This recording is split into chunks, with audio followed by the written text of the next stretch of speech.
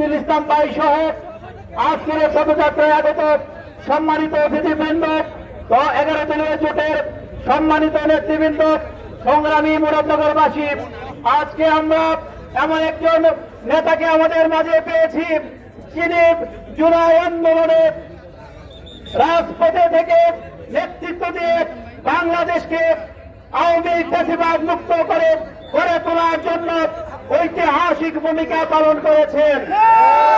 আজিজ মালিক শুধুমাত্র মুরাদনগরের গর্ব নয়, গোটা বাংলাদেশের গর্ব।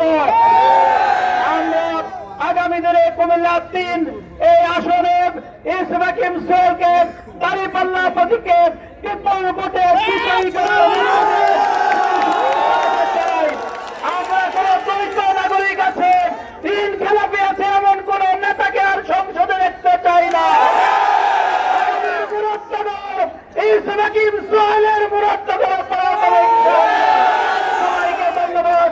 আল্লাহ হাফেজ। আসসালামু আলাইকুম।